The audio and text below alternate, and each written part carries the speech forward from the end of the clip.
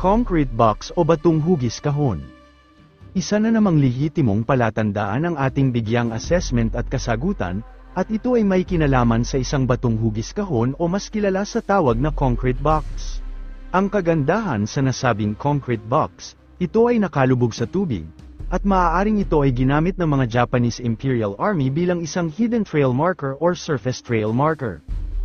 Masasabi natin na ang nasabing concrete box ay isang hidden trail marker, o box container, kapag ang tubig sa paligid ng box na ito ay magiging malakas at kayang apawan ng tubig ang nasabing concrete box. At pagdating sa mga hidden box, isa talaga ito sa ginamit ng mga Japanese Imperial Army bilang container sa kanilang mga looted items.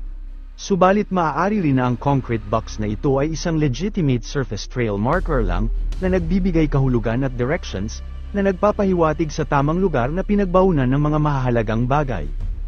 Meron akong tatlong interpretation, na may kinalaman sa batong palatandaan, at mas pinili kong maging flexible sa pagbibigay kahulugan sa naturang palatandaan, sa kadahilan ng hindi ko naman alam ang setup ng mga additional surface trail markers sa paligid, at ang pagiging akma sa tamang interpretation na ibabahagi ko ay nakadepende sa position at layout ng mga additional surface trail markers na makikita sa paligid ng batong hugis kahon.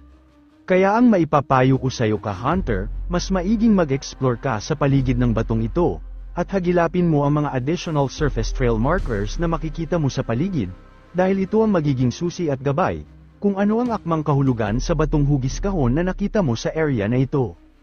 Sa pinakaunang interpretation, maaring ang naturang concrete box ay naglalaman ng mga mahahalagang bagay, tulad ng isang bagay na nagtuturo ng tamang direksyon papunta sa isang lokasyon na pinagbaunan ng nakatagong deposito, o maaari rin na ang batong hugis concrete box na ito ay naglalaman ng small amount of treasure deposit, o mas kilala sa tawag na quick deposit o giveaways, kapag ang mga additional surface trail markers na makikita mo sa paligid ay direktang nakaturo o nagbibigay halaga sa kinalalagyan ng batong hugis kahon.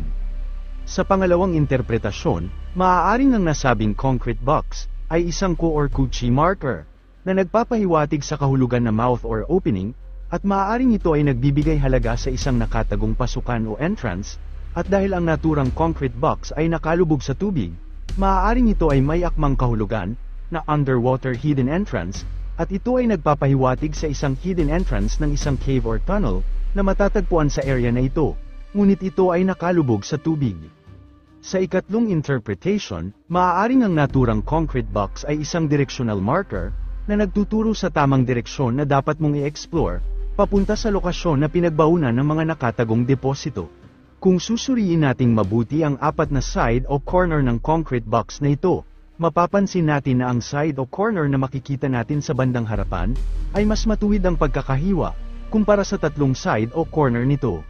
Nagpapatunay lamang ito na ang side o corner, na makikita natin sa bandang harapan, ay siyang ginamit ng mga Japanese Imperial Army, bilang isang directional marker na nagtuturo sa tamang direksyon na dapat mong i-explore, para matagumpay mong marating ang lokasyon na pinagbaunan ng mga mahahalagang bagay. Mas maiging suriin mo ang magkabilaang direksyon na ito, at maghanap ka ng mga unusual, at additional surface trail coordinates, na siyang magiging gabay sa tamang lugar na dapat mong hukayin, para matagumpay mong ma-retrieve ang nakatagong deposito na ibinaon ng mga Japanese Imperial Army sa naturang lugar.